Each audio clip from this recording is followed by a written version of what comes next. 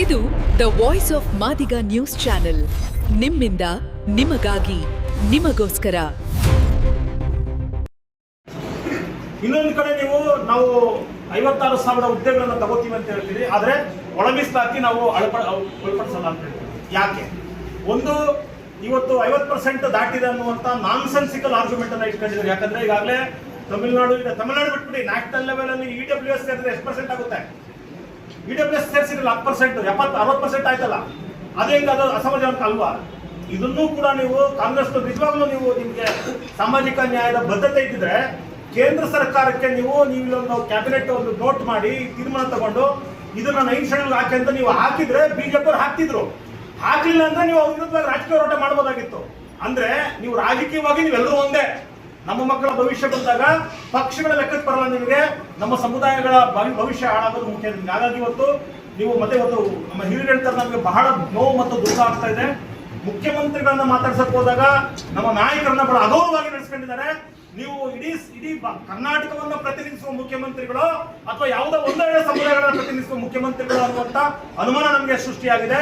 ನೀವು ಏನಾದ್ರೂ ಒಳ ಮೀಸಲಾತಿಯನ್ನ ನೀವು 56 ಮಾಡ್ತಾ ಇದ್ರಲ್ಲ, ಆಯ್ತು, ಹಳೆ 15% ಮಾಡ್ತೀರಾ ಮಾಡಿ. 15% ಮಾಡಿದ್ರೆ ಒಳ ಮೀಸಲಾತಿ ಜಾರಿ ಮಾಡ್ಲಿಕ್ಕೆ ನಿಮ್ಗೇನು ರೋಗ? ನಿಮ್ಗೇನಾಗಿದೆ ಸಮಸ್ಯೆ? ಅದ್ರಲ್ಲಿ ಅಳವಡಿಸಿ. ಇಲ್ಲ ಅಂತ ಹೇಳಿದ್ರೆ ನಮ್ಗೆ ಕನಿಷ್ಠ 3-3.5 ಸಾವಿರ ಹುದ್ದೆಗಳು.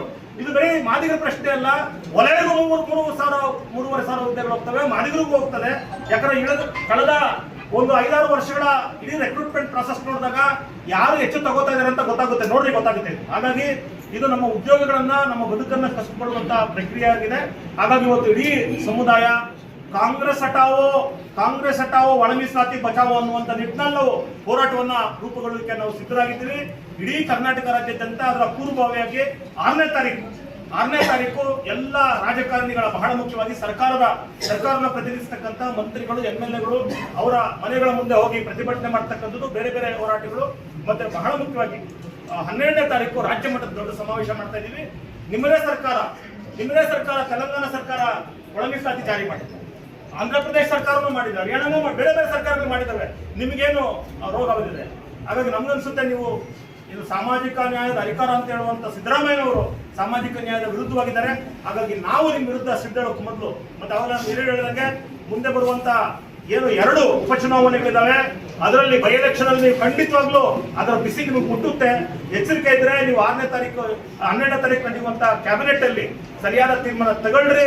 ಇಲ್ಲ ಅಂದ್ರೆ ನೀವೆಲ್ಲರನ್ನು ಕೂಡ ರಾಜಕೀಯವಾಗಿ ಕೂಡ ಪಾಠ ಕಲಿಸುವಂತ ಕೆಲಸವನ್ನ ಮಾಡ್ತೀವಿ ಅಂತ ಹೇಳಿ ಎಚ್ಚರಿಕೆಯನ್ನು ನೀಡಿದ್ದಾರೆ.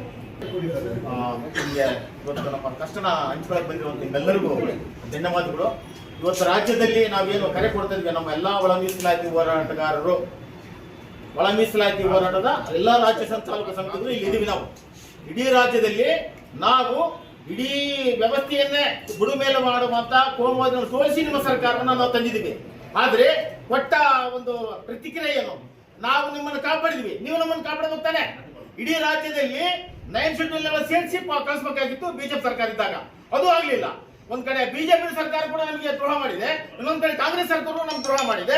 ಅದ್ರ ಜೊತೆಗೆ ಒಳ ಮೀಸಲು ಸೇರಿಸುವಂತ ಪ್ರಣಾಳಿಕೆಯಲ್ಲಿ ಸೇರಿಸಿದಂತ JDS ಕೂಡ ದ್ರೋಹ ಮಾಡಿದೆ. ಎಲ್ಲಾ ಪಕ್ಷಗಳು ನಮ್ಗೆ ದ್ರೋಹ ಮಾಡಿದ್ದೇವೆ. ಮುಂದಿನ ದಿನಗಳಲ್ಲಿ ಬರುವ 6ನೇ ತಾರೀಕಿಗೆ ಇಡೀ ಶಾಸಕರ ಮುಂದೆ, ಸಚಿವರ ಮನೆ ಮುಂದೆ ದೊಡ್ಡ ಹೋರಾಟ ನಡೆಸ್ತಾ ಇದ್ದಾರೆ ನಮ್ಮ ಸಂಘಟನೆಗಳು, ಹೋರಾಟಗಾರರು. ಮತ್ತೆ ಬರುವ 12ನೇ ತಾರೀಕಿಗೆ ಇಡೀ ರಾಜ್ಯಾದ್ಯಂತ ಬರುವಂತ ಜನಗಳು ಇಡೀ ಬೆಂಗಳೂರಿಗೆ ತುಂಬಬೇಕು, ನುಗ್ಗಬೇಕು. ಇಡೀ ರಾಜ್ಯದ ಜನತೆಗೆ ನಾವು ಕರೆ ಕೊಡ್ತಾ ಇದ್ದೀವಿ ನಮ್ಮ ಮಾಧ್ಯಮದ ಮೂಲಕ. ಇಡೀ ಮಾದಿಗ ಸಮುದಾಯ, ಅಲೆಮಾರಿ ಸಮುದಾಯಗಳು ಮತ್ತು ST ಸಮುದಾಯಗಳು ಕೂಡ ಅನ್ಯಾಯ ಆಗಿದೆ ನಿಮ್ಗೆ. ನೀವು ಕೂಡ ಈ ಹೋರಾಟಕ್ಕೆ ಬೆಂಬಲ ಕೊಟ್ಟು ನಮ್ಮ ಜೊತೆ ಕೈ ಜೋಡಿಸಬೇಕು. ಇಡೀ ರಾಜ್ಯದಲ್ಲಿ 12ನೇ ತಾರೀಕಿಗೆ ರಾಜ್ಯ ಸರ್ಕಾರಕ್ಕೆ ದೊಡ್ಡ ಪೆಟ್ಟು ಕೊಡುವಂಥದ್ದು. ಮತ್ತೆ ಇಲ್ಲಿ ಬಂದ ನಂತರ ಎದ್ದೋಗಂದಿಲ್ಲ, ನಾವು ಒಳ ಮೀಸಲಾತಿಯನ್ನ ನಿಮ್ಮ ಏನು ಬಜೆಟ್ ಅಧಿವೇಶನ ನೀವು ತರಬೇಕಾಗುತ್ತಲ್ಲ, ಅದು ತಂದು ನಮಗೆ ಆ ಬೇಡಿಕೆ ಈಡೇರಿಸುವಂತವರೆಗೆ ನಾವು ಬೆಂಗಳೂರು ಬಿಟ್ಟು ಕದಲಿದಿಲ್ಲ. ನಿಮಗೆ ಮಾಡುವಂತ ಎಲ್ಲಾ ನಮ್ಗೆ ಅನ್ಯಾಯಗಳನ್ನ ನಿಮ್ಗೆ ಧಿಕ್ಕಾರಕ್ಕೆ ಹೋಗ್ತಿದೀವಿ. ನಮ್ಮಲ್ಲಿರುವಂತ ಎಲ್ಲ ಸಚಿವರುಗಳು ಸಹ, MLAಗಳು, ಶಾಸಕರು ಎಲ್ಲರೂ ರಾಜೀನಾಮೆ ಕೊಡಬೇಕು. ಯಾರ್ಯಾರ ಪಕ್ಷದಲ್ಲಿದ್ದಾರೋ ಕಂಪ್ಲೀಟ್ ನಾವು ಆ ಪಕ್ಷಕ್ಕೆ ರಾಜೀನಾಮೆ ಕೊಟ್ಟು ಇಡೀ ಸಮುದಾಯಗಳನ್ನ ಅನ್ಯಾಯ ಇರುವಂತ 3 ಜಾತಿಗಳೊಳಗೆ ಆಗಿರುವಂತ ಸುಮಾರು ಕಷ್ಟಜೀವಿಗಳನ್ನ, ಬಡವರನ್ನ ರಕ್ಷಣೆ ಮಾಡುವಂತ ಈ ಒಳ ಮೀಸಲಾತಿ ಇಡೀ ರಾಜ್ಯದಲ್ಲಿ ಮಾದರಿಯಾಗಿ ನಾವು ಕೆಲಸ ಮಾಡಿದೀವಿ. ಇಡೀ ರಾಜ್ಯದಲ್ಲಿ ಮಾದರಿಯಾಗಿ ಕೆಲಸ ಮಾಡಿದೀವಿ. 101 ಜಾತಿಗಳಿಗೆ ನಾವು ನ್ಯಾಯ ಕೊಡೋಕೆ ನಾವು ಹೋರಾಟ ಮಾಡಿದೀವಿ, ಕೇವಲ ಮಾದಿಗರಿಗಲ್ಲ.